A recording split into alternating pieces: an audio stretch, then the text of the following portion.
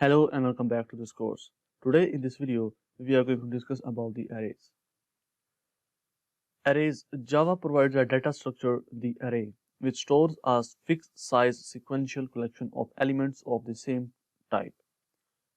Arrays are the consecutive memory locations.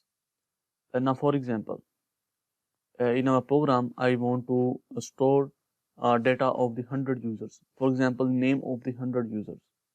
I have to declare 100 variables. Is it right to declare 100 variables? No, it is not a good programming approach. For example, if we want to store data of 500 people, then we have to declare 500 variables, and this thing make our program very complex. So to avoid that, we use the arrays. We just specify the array by giving the size to it. We just declare an array of 500 size and give a name to it, and we get 500 variables with the single name.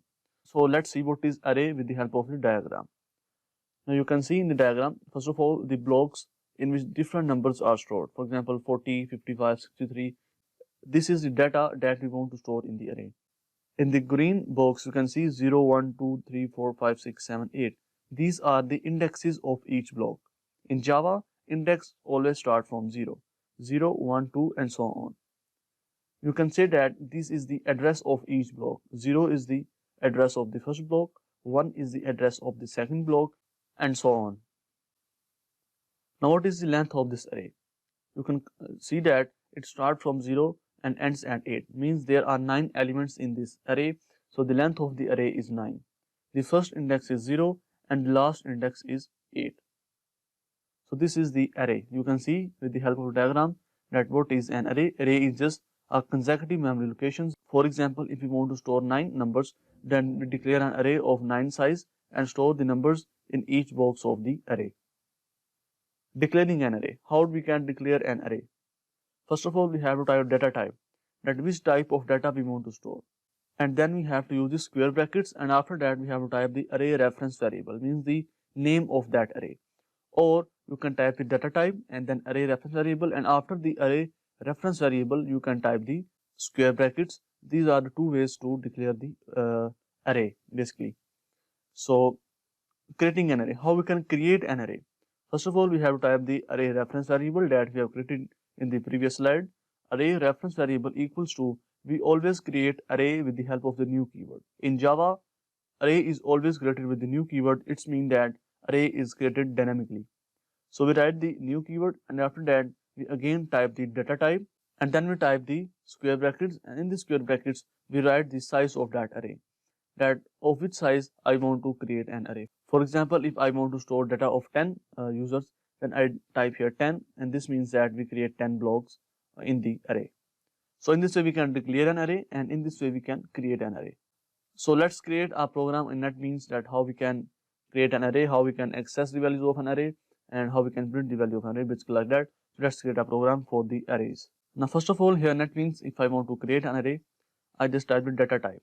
For example, I want to store some numbers, so I type here int, and then I have to type the square brackets, and after that I have to type the array reference variable. So I type here num equals to new int, and in the square brackets I type the size of the array. I type here 10 and put the semicolon. So in this way we have created an array. Now if I want to add values to this array, I can add it like num of 0 equals to like 15. Now 15 is stored at the first box or the first index of the array. Then I again type here num, and in the square brackets I type the index number. For example, I want to store the value on the first index, so I type here 1, and then I add 10 here like this. And in this way I can store my all values in the array. Now I am going to use a loop here to add the values in the array. I type here for int I equals to 0, and I type here I less than, and then I type here num dot length. And now length tell us about the length of that array. So length and I plus plus, this loop continues till the length of the array. So I am just going to take the input from the user, that user enter data in the array. So I type here system dot out dot println and enter, and I concatenate the value of the I plus 1, then number, like this, and I wrap this in the brackets so that we increment the value of I by 1, because at first the value of I is 0, so 0 plus 1 is the 1, so we print enter the first number. Okay, so now I type here scanner s1 equals to new scanner and system dot in, and I import the scanner class in my program, and I type here int number equals to s1 dot next int. Okay, then num of I index equals to number. Okay, so in this way we are storing the values in the array. Now if I want to print the values of the array, then I use another loop here. This time I use the enhanced for loop or for each loop. So I type here for int I, then the num, which is name of the array. Then I print here system dot out dot println, and I print here I. Okay, so now if I run this program, you will see a message enter one number. So I type here 12, enter two number. I type the numbers here, random numbers, you can see.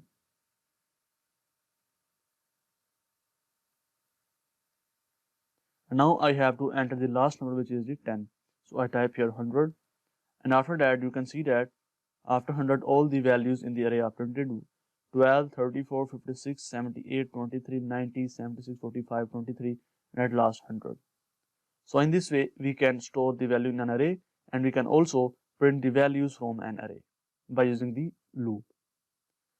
So first of all, I started the for loop, and this loop goes until the length of that array. So I type here I less than num dot length, and I take print a message, enter the number, and then I take input from the user and store that number in the this number variable. Then I store this number in the num ith index. For example, at first the index was 0, so the first number was stored at num of 0, and after that the value of I is incremented by 1, and we store that number on the number 1 index, and after that so on we will place our all numbers on the array. After that I use the for each loop to print all the values in that array. In this way we can store the values in array, and we can access the values from an array. Now you can also, here we have taken input from the user, you can also specify the values of an array. For example, I create another array, I type here int and arr equals to, within curly braces you can type the elements that you want to store in that array. For example, I type here 1, 6, 9, 10. This is also an array. We have given hard-coded values to the array.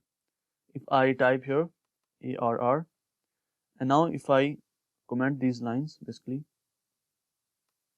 these lines, and now if I run this program, you can see 1, 6, 9, and 10 are printed on the screen, because this time this array is printing on the screen. This is also a way to declare an array. So I hope you understand. Now I remove these lines from here like this, and now I declare an array here. For example, int and arr equals to, I give some hard-coded values to that array. I type here 10, 8, 1, 9, and 15, like this. These are the random values in an array. You can see that these numbers are not sorted in this array. At first we have 10, then 8, then 1, then 9, then 15. If I want to sort this array, first I print the 1, then 8, then 9, then 10, then 15, then I simply call the methods of the array. So before using the sort method, I have to import the array class in my program. So I type here import java.util array. This is the arrays class. Okay. So now if I type here arrays dot, then I call the sort method. So I type here sort and I pass the arr in the arguments. And now if I print the array on the screen, for example, I type here for int a in arr and system dot out dot println and arr. Okay, sorry, a. And now if I run this program, you will see all the elements in the array are sorted 1, 8, 9, 10 and 15. I change the value in the array. I type here 100, then I change it to 85 and then some random numbers you can see like this. And now if I run this program, you will see all the elements in the array are sorted 85, 90, 100, 165 and 4985 are sorted. The array is now sorted. And now if I want to search any element in the array, for example, I want to search 165 in this array, then I use the search method. So I remove these lines from here and type here arrays dot, then I use the binary search method. So I type here binary search, and then in the arguments I type the array, then I give the value that I want to search. For example, I want to search 165, then I type here 165 like this, and I store the result in the variable int res like this, and then I print the result on the screen and I type here res. Okay, and now if I run this program, you will see -4. Why? One thing that you have to keep in your mind, that while using the binary search, your array is always sorted. You can see this array is not sorted. Before using the binary search, we have to sort our array. Now I want to sort this array, so I type here arrays dot sort and I pass here arr like this. And now if I run this program, you will see 3 on the screen. So before explaining that, I print the whole complete sorted array on the screen. So I type here for int n arr and then system dot out dot println and print the n. Okay, and here I use the string binary search and use concatenate the result with it. Okay, and also as /n here like this. And now if I run this program, you will see all array is sorted, and in the sorted array you can see we want to search the 165. So 165 is present here. The first index is 0, 1, 2 and 3. So we get our value and it returns the index number. When we search element in array, we always get the index number. So index number of 165 is 3. So we get binary search and the result is equal to 3. So I hope you understand about the arrays and sorting and searching in the array. And now for example, we have two arrays in our program, like another array, for example int and arr2 like this, and I add some values in it also. The same values that are present in our first array. So I copy these numbers from here and paste them in another array. Okay, so now if I want to check that both of the arrays are equal or not, I use the dot equals method. So I remove these lines from here and I type here arrays dot equals, then I type here arr and arr2. I want to check that both of the arrays are equal or not, and this method returns the boolean type value. So I type here boolean result equals to this, and then print the value on the screen. If the arrays are equal, then we will get true, and if they are not equal, then we get false. And now if I run this program, you will see true on the screen because both of the arrays are equal. If I change the second array like this, and now if I run this program, you will see false on the screen because both of the arrays are not equal now. So in this way, you can also check that the both of the arrays are equal or not. There are many other methods in the array that we can explore. So these are some important methods that you have to keep in your mind while using the arrays. So in our next video, we will discuss about the two-dimensional or multi-dimensional array. So I hope you understand about the arrays. So that's it for this video. I will see you in next video.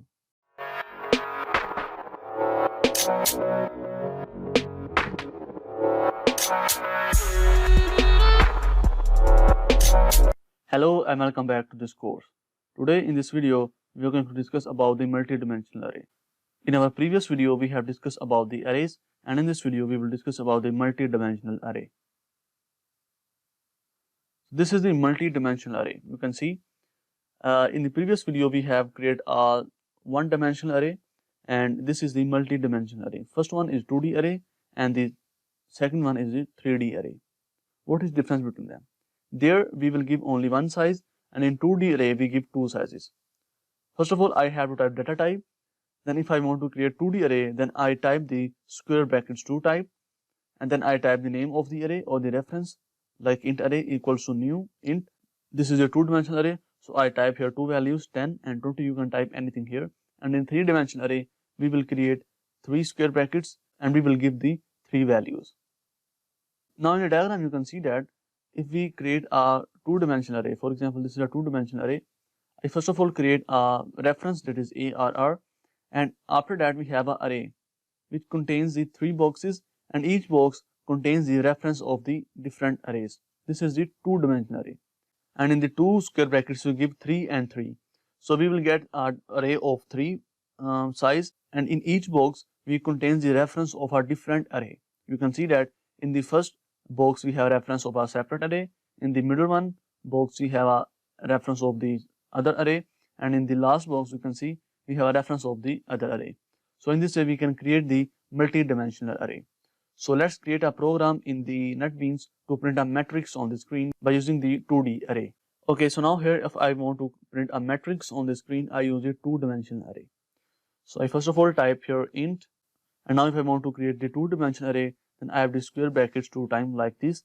Then I give the reference like ARR equals to new int, and I again type the 2 square brackets, and after that I will give the values in the arrays. So I create 3 pairs here like this and add values in it. I add 1, 2, 3, 4, 5, 6, 7, 8 and 9 like this. If I split it to the next line like this, you can see here this thing. Okay, so now you can see the pairs. We have the first pair that contains the 3 numbers, and the second pair that contains the 3 numbers, and in the last pair we have again 3 numbers. So this is an array of 3 by 3. We have 3 rows and 3 columns. Now I want to print the matrix of this on my screen or console. So I start a loop here for int I equals to 0, I less than 3, and I plus plus. And in the body of the for loop, I start another for loop for int I int j equals to 0, j less than 3, and j plus plus. And in this body of the for loop, I am going to print the numbers. So I type here system dot out dot println, and now I want to print the first pair, this 1, 2, 3. So I simply type here ARR I and j like this. So first of all, the index of the I is 0 and j is 0. So we get this value 0, 0. Next time when this inner loop executes, the value of I is again 0, but now this time the value of j is 1. So we get this value. And after that the value of j is incremented by 1, and we get here 0 and 2. And this way we print the first pair on the screen. And after this loop, I want to go to the new line. So I type here system dot out dot println like this. Okay. So now if I run this program, you will see all the numbers in this form. Now I want to print these numbers in the form matrix. So I simply use the print method. I remove this ln from here like this. And now if I run this program, you will see a matrix of numbers on the screen like this. 1, 2, 3, 4, 5, 6, and 7, 8, 9. This is the matrix of the numbers. So in this way, we can use a 2D array and we can also use a 3D array in the same way. So let's create a program that finds the greatest number in the array. I hope that you understand about the 2D array and the multi-dimensional array. Now, first of all, create an array here. Int ar equals to new ar, int. Then I type the size of the array. So I type here 6 like this. And now I want to take input from the user.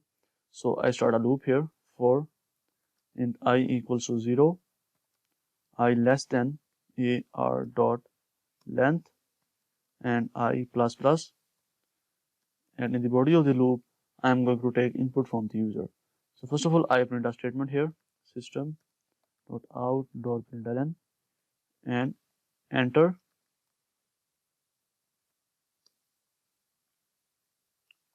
I plus 1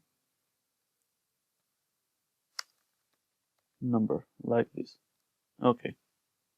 Then scanner s1 equals to new scanner and system dot in. Okay. I also import the scanner class in my program like this. And then int num equals to s1 dot next int, and then ar of I equals to num. Okay. So now I have taken input from the user and store all the numbers entered by the user in that array. And now I want to find the greatest number in that array.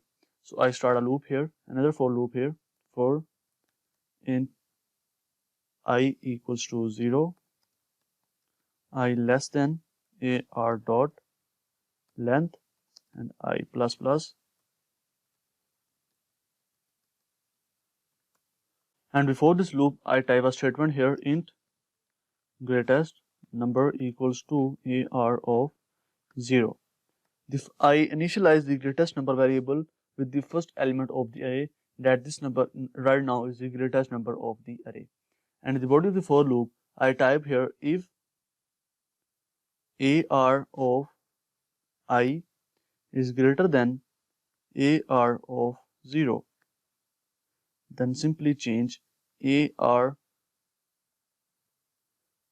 0 equals to ar of I like this.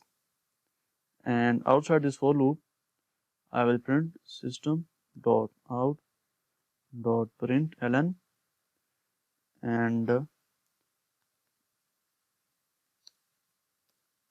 greatest number in this array is, and concatenate the ar of 0. Okay. Okay, so we have declared the greatest number here. So I, rather than using the AR0, I type here greatest number and also greatest number here. I forgot that we have declared a variable. So greatest number and also greatest number here. Okay. So now if I run this program, you will see a message enter number.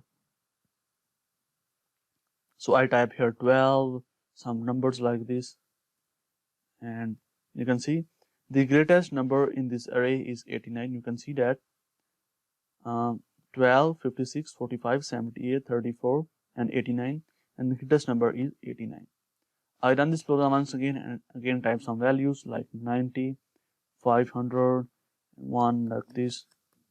You can see greatest number in this array is 500. So now I hope that you have better understanding about the arrays and the multi-dimensional arrays. Arrays are nothing but just the consecutive memory locations to save our data. This is a data structure basically. This is a linear data structure. We are storing our data in a sequence. So I hope you understand about the arrays If you feel any problem while understanding arrays, you can definitely ask a question or message me. I will help you. So that's it for this video. I will see you in next video.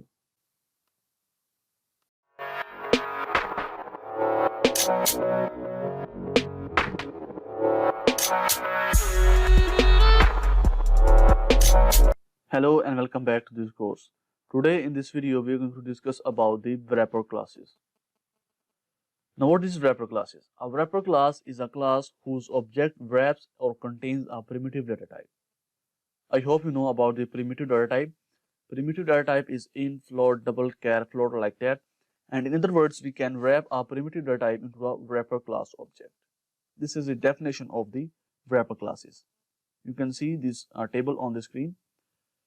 Now these are the primitive data types: char, byte, short, long, float, double, boolean.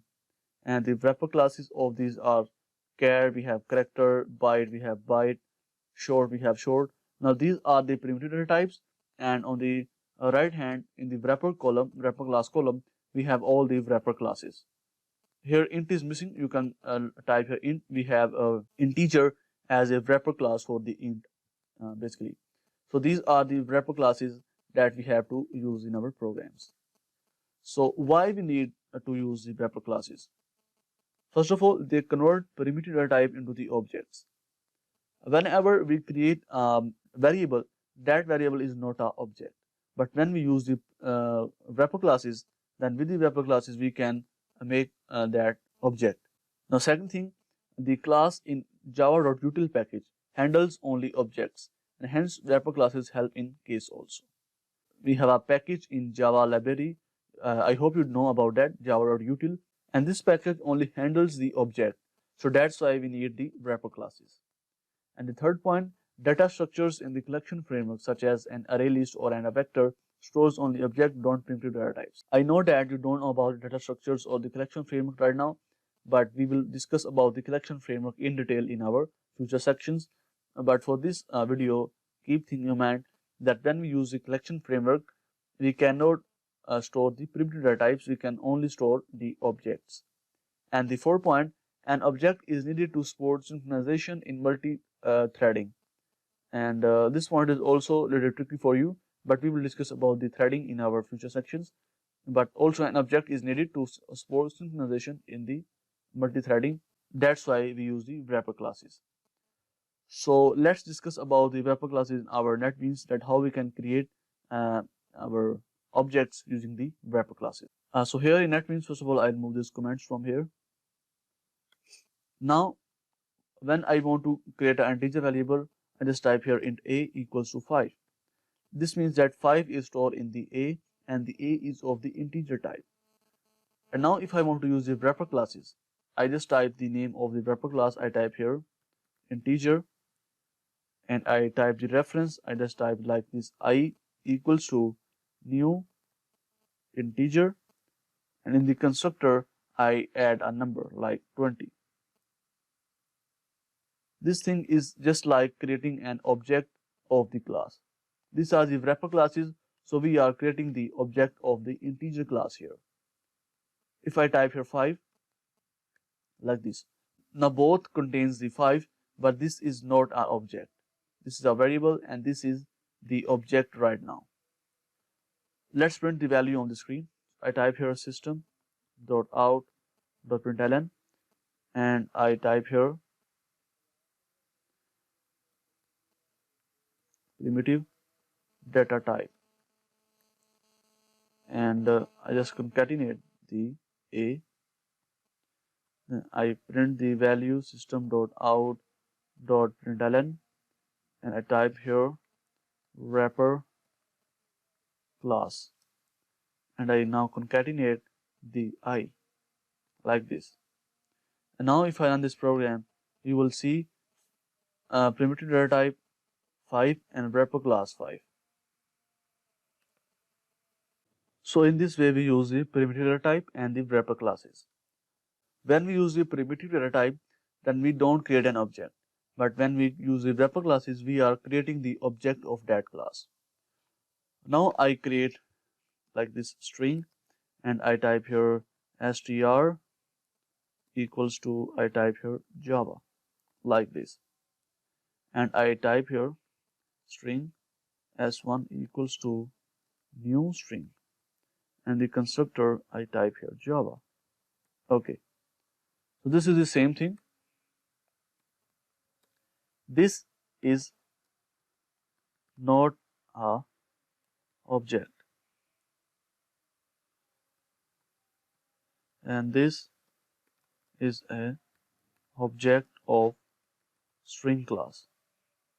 Okay, so I hope you understand that this is just a variable. We are using non-primitive data type to create this variable, and in this way we are using the wrapper classes to make the object of that class. And now I also print the values on the screen. I just type here system.out.println, and I type here str, and again system.out.println, and I type here s1 like this. And now if I run this program, you will see Java 2 times on the screen. In this way we use our wrapper classes. All the primitive data types has the wrapper classes. For int we have integer, and for character, this is the type here char. For this we have character, and otherwise for boolean we have boolean, for long we have long, for short we have short, for double we have double. So in this way we have all the wrapper classes. We can use them to create our objects. So I hope you understand about the wrapper classes. Now there are some important methods in the wrapper classes that are very helpful in basically coding, while coding in Java or working on the projects. So we will discuss about all these methods in our next video. Basically there are 4 methods. These are very important methods that we have to learn that how we use them. So I hope you understand for this video that what are wrapper classes and why we need to use the wrapper classes. So I hope you understand. So that's it for this video. I will see you in next video.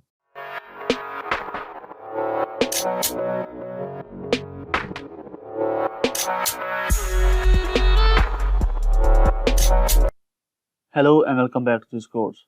Today in this video, we are going to discuss about the autoboxing and unboxing. First of all, autoboxing. Converting a primitive value into an object of the corresponding wrapper class is called the autoboxing. For example, converting int to the integer class. This is called the autoboxing. And what is unboxing? Converting an object of the wrapper type to its corresponding primitive value is called unboxing. For example, conversion of the integer to the int. You can see in autoboxing, we are converting int to the integer, and in unboxing, we are converting integer to the int. So let's discuss about the autoboxing and unboxing in our NetBeans. Now, for example, I remove these lines from here. Now here, if I create an object like integer I1 equals to new integer, and I type here 10. So in this way, I have created the object of the integer class, and if I type here int I2 equals to I1 like this. So what we are doing, we are converting the integer to the int. We are unboxing the object. This is the unboxing. We are unboxing the object. You can see we are converting the object into the primitive, wrapper class into the primitive. And if I type here like int num equals to 5, and I type here integer I3 equals to new integer, and I type here num, I am doing the autoboxing.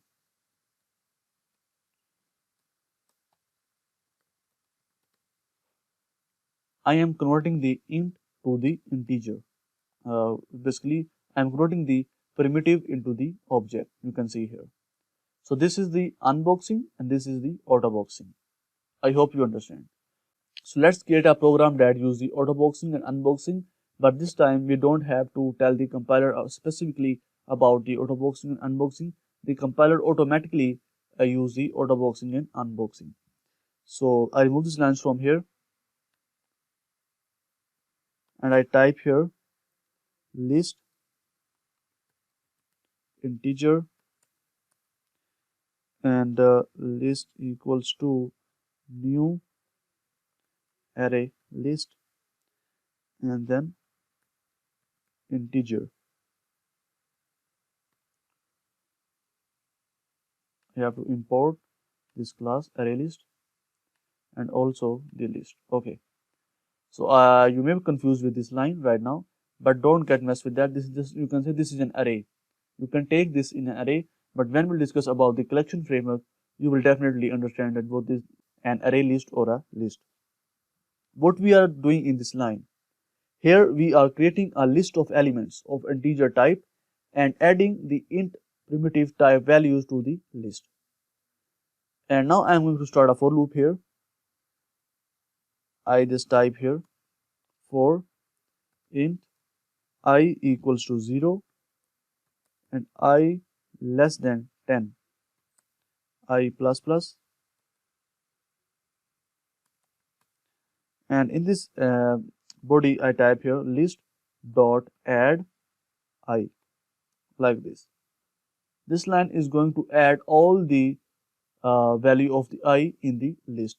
First time the value of I is 0, so 0 is added in the list. Second time the value of I is 1, so I is added in the list, which is 1 basically. So now I am going to create the method, separate method in my Autoboxing class. So I type here public static and void, basically it returns the integer. So I type here int and then I type the name of the function. I type here even numbers sum, like that, and in the parameter I type list integer and a list. Okay, so I have just created the method within the even number class, and the parameter I have typed the list. As we pass the array, in the same way we can pass the list. List is nothing but just the collection of the data, you can say that. And now in the body of the function, first of all I am going to create a variable here int sum equals to 0. I initialize this variable with 0, and now I am going to use the enhanced for loop here. So I type here for integer I and the list, and then I have to add all the even numbers. So what I do, I type here if I modulus 2 equals to 0, then what to do, sum plus equals to I. Okay, and at the end we just return the sum, like this. Okay, so now I go to my main method. Outside this loop I type here int result equals to, I call the method the name with the name even numbers sum. Okay, even numbers sum, and in the arguments I type here list, like this, and simply system.out.println result. Okay, so now if I run this program, you can see 20, which is the right answer. We know that. Okay, so what is happening in this program, where we are using the autoboxing, unboxing, or what we are doing in this program. So you can see that first of all in this line, the first line, which is the list, here we are creating a list of elements of integer type and adding the int primitive type values to the list basically. And when we are, and then we have started the for loop and we are adding the all the value of the I in the list, which are from 0 to 9 basically, 10 basically, and then we are creating the method with the name even number sum, and we have passed the list uh, from the main method into this method, and then in this body I have created the variable int sum is equal to 0, and then I have started the enhanced for loop to transfer this list. And here before the if, we are using the unboxing of I by compiler. or automatically. And after that, when sum plus equals to 0, we are also using the unboxing.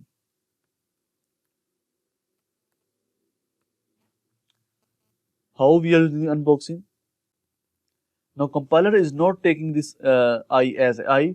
The compiler is taking this code as, you can see here, if I dot int value and then modulus 2 equals to 0.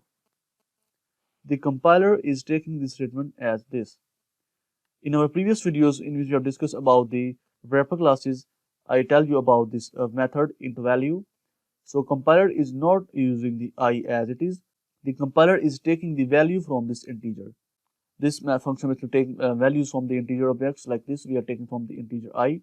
So I dot int value, if you want to get value from this integer type reference, then I have to type here I dot int value, we know that. And then we are dividing or by 2 and we are evaluating our condition.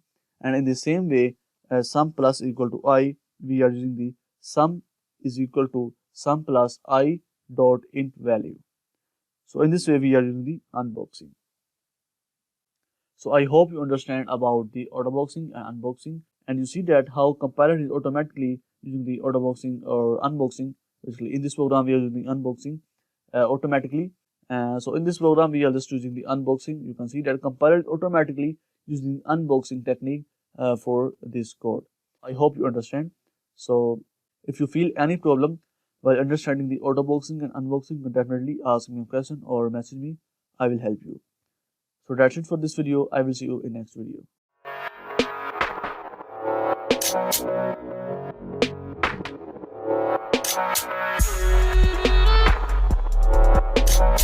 Hello and welcome back to this course.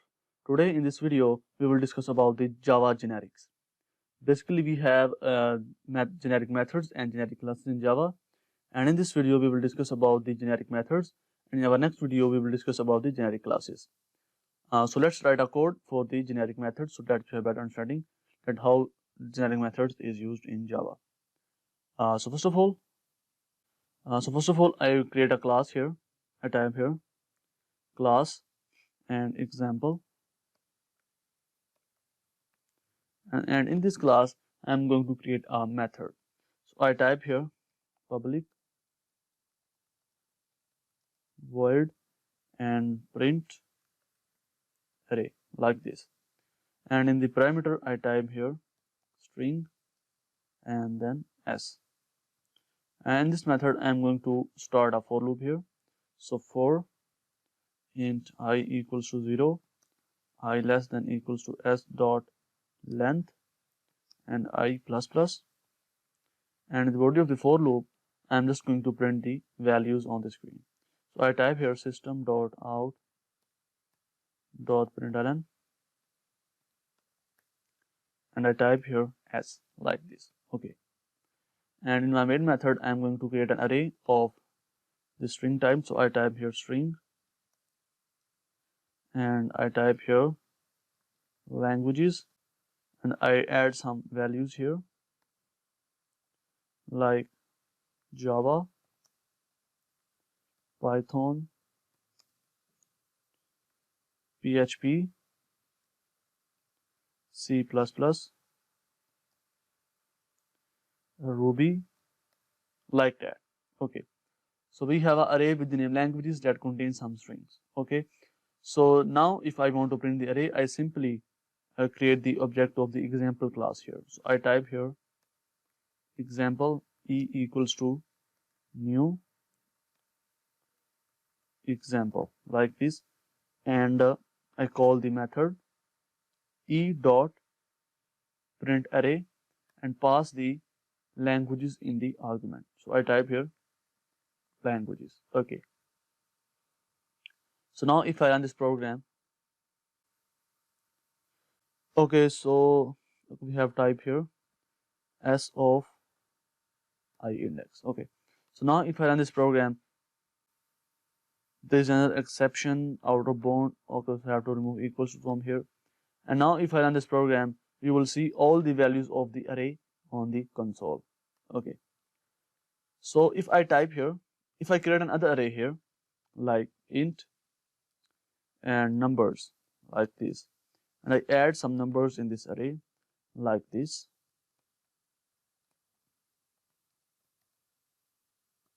Okay. So can I do this? E dot print array, and I pass numbers in the para arguments. No, you can see the error. Incompatible type int cannot be converted to the string. Now you may think that we can overload this function. Definitely we can use the polymorphism facility here. So I just copy this function like this, and I paste it here, and I just stay in here int. Okay. So now I can definitely use this. I run this program once again, and you can see all the numbers on the screen as well as languages. Now you can see that in the both functions we are overloading the function, and the only difference is the data type. For example, we have a method preprint array. Sometimes we pass a string, we sometimes pass integer, double float, and we also pass this student type value and our customer type. We have created our own data types like student, customer, or employee, and we pass those values to this function. So in this way, we have to create many methods. We have to create many versions of this method. So this is not a good programming approach. To avoid this, we use the generic methods. How we can create the generic methods? Let's create that. I first of all remove this method from here, and now only difference is this data type. So I create a generic data type here. I make this method generic. I type here E. Now we know that E is not a data type, so I type here E, and also before the return type, I type here E. And this thing is called the type parameter. This is the type parameter. Okay. Now you can see that error has not gone from here because while using the generics, you always have to use the wrapper classes. I hope that you know about the wrapper classes. We cannot use the primitive data types here. We have to use the non-primitive data types or wrapper classes. Like I type here integer, so integer like this. You can see error has gone. We cannot use the primitive data types here. We only use the wrapper classes or our own created data types like student, customer, employee, etc. like that. And now if I run this program, you will see the same result on the screen. We can make our code more easy. So I use the enhanced for loop here. I type here, E and I S, and I also change here I. Okay. So now if I run this program, we will see the same result. And now you can see we have used the generic method, and this is a good programming approach we are using right now. You can see we have just changed the data type of the function like this. So this is the generic method. I repeat this program once again. First of all, we have created the array of the string type like languages, and I add some languages like Java, Python, PHP, C++, and Ruby in the array. Then I simply created an class with the name example, and in this example class I have created a method array, print array, and in the parameter I type the and pass the array and simply print the values of the array on the screen. But if I want to pass some numbers or integer type values to this method, then I have to overload this method, or I have to create another version of this method just because of the data type. So what I do, I make this method generic. How? I use the E here. You can use any token or any key here, and for return type, we type parameter here. In the angular bracket, we add a key here like E. You can use anything here. I also write the E, and in this way I have make the method generic. Now first, when we call this method e.printArray languages, this E is replaced with the string. This all E's are replaced with the string, and after that, when this method call and we pass the integer type values, and this E will change into the integer. So we have made our method generic. This is very helpful in Java. Generics are very helpful in Java. So I hope you understand about the generic method. In our next video, we will discuss about the generic classes. So if you feel any problem while understanding generic methods, you can definitely ask me a question. I will help you. So that's it for this video. I will see you in next video.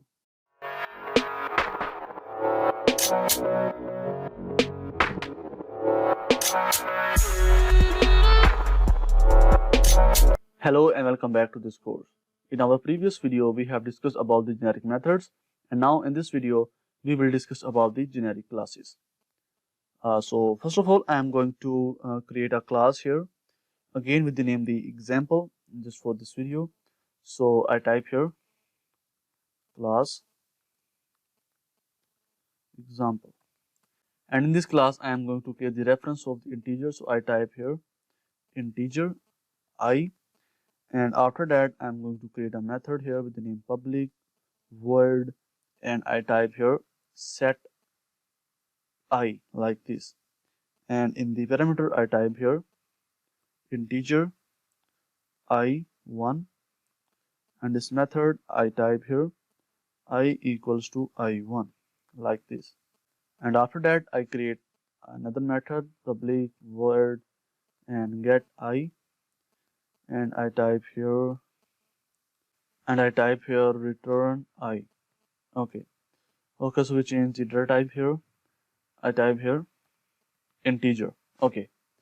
So I have created the class with the name example and a reference of the integer class, and then I have created basically method set I and get I, simple methods.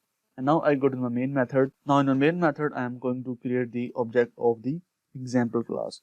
So I type here example e equals to new example, and after that I create integer class object integer I2 equals to new integer, and I type here 10 just for an example, and then I call the method of the class.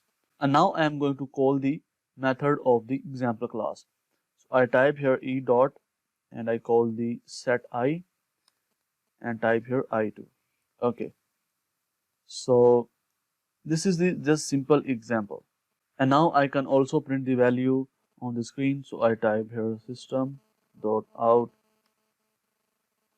dot println, and I type here e dot get I like this. And now if I run this program, you will see 10 on the screen as we expect this output from the compiler. Okay, so now I have to make this class generic. How can I make this class generic? Now for example, I create another object of the string class here. I type a string and s equals to new string, and in this constructor I type here and just like send Java.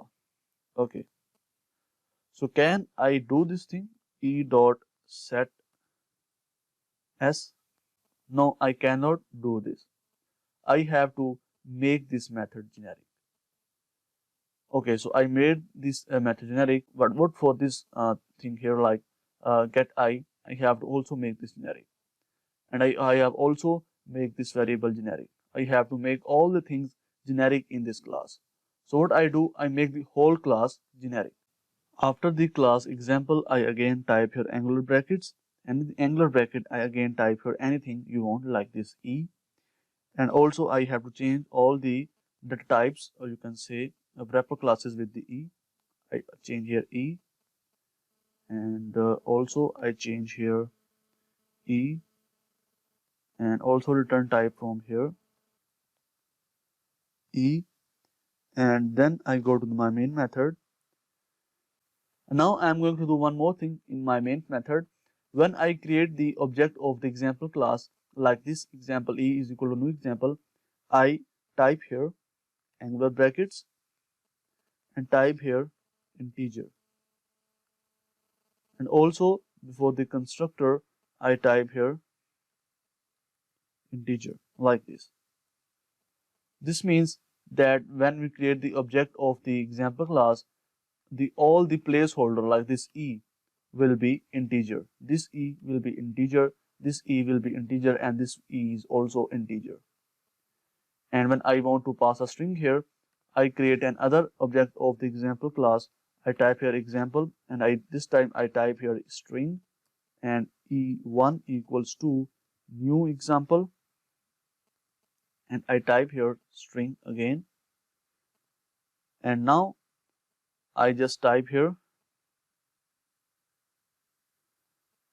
E2 dot set E1 dot set I and pass the S, and now I'll just print the value system dot out dot println, and I type here E1 dot get I like this. Okay, so now if I run this program, you will see Java and 10 on the screen. You can see we had the same class, but this class is now our generic class. I repeat all the things once again here.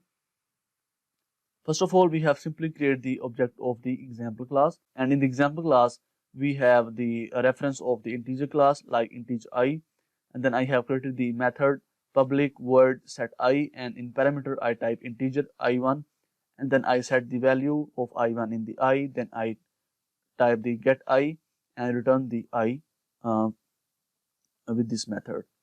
And then I simply call the set method in my main function and pass the integer value, like I have created the object of the integer class integer I2 equals to new integer 10.